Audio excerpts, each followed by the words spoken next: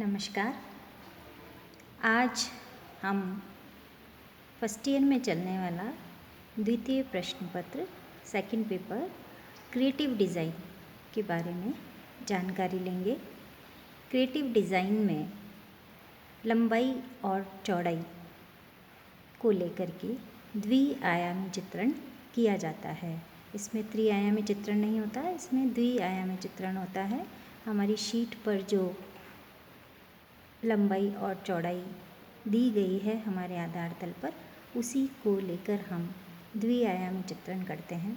और इस चित्रण के लिए हमें जो ऑब्जेक्ट सामने रखा जाता है, हमारे सामने जो रखा जाता है, उस ऑब्जेक्ट के अलग अलग प्रकार से टुकड़े तोड़ करके और उन्हें फिर से आपस में संयोजित किया जाता है।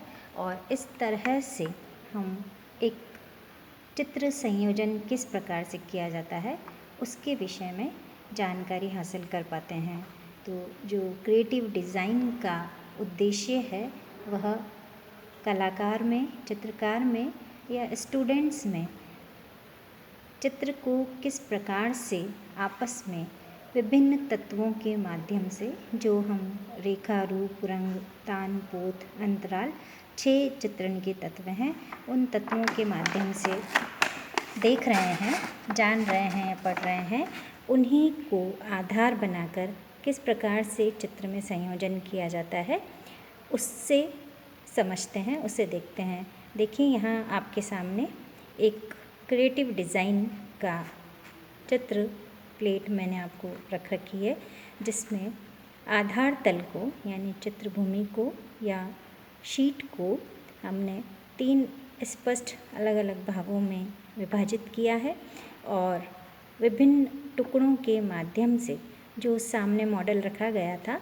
उस मॉडल को आप देख रहे हैं कि एक मग है और एक बॉटल है और एक जग है, जिसके कि अलग अलग टुकड़े करके उसे संयोजित किया गया है आपस में। और इस प्रकार से पूरी शीट पर पोस्टर कलर के माध्यम से हम उसे चित्रित करते हैं।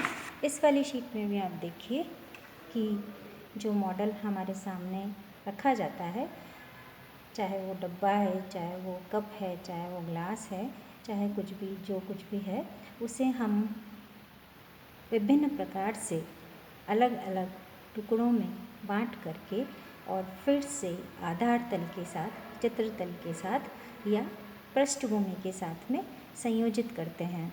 तो इस प्रकार के संयोजन से ही क्रिएटिव डिज़ाइन तैयार की जाती है।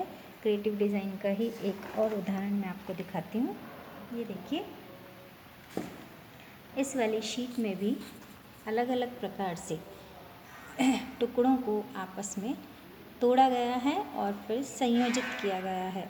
संयोजन करते समय हम इस बात का अवश्य ध्यान रखते हैं कि जो कला के 6 तत्व हैं, उन 6 तत्वों का पूर्ण रूप से इसमें प्रयोग किया गया हो। और इस क्रिएटिव डिज़ाइन में आपको पोस्टर कलर की आवश्यकता होती है। पोस्टर कलर के विभिन्न शेड बना करके, विभिन्न टोन्स बना करके हम इस क्रिएटिव डिज़ाइन के पेपर को करते हैं। तो आपको भी इस प्रकार से जो भी मॉडल आप सामने रखते हैं, उसके विभिन्न टुकड़े करके छोटे छोटे और उसे फिर से अपनी शीट पर संयोजित करने का प्रयास करें। और इसका अभ्यास आप अपनी स्केच फाइल में, जो स्केच फाइल आपको बनाने के लिए सर्वप्रथम कही गई थी, उस स्केच फाइल में सबसे पहले आप एक ब्लॉक बनाएं शीट का और उस ब्लॉक के अंदर ये इस तरह से अलग अलग टुकड़े करके और क्रिएटिव डिज़ाइन बनाने का प्रयास करें।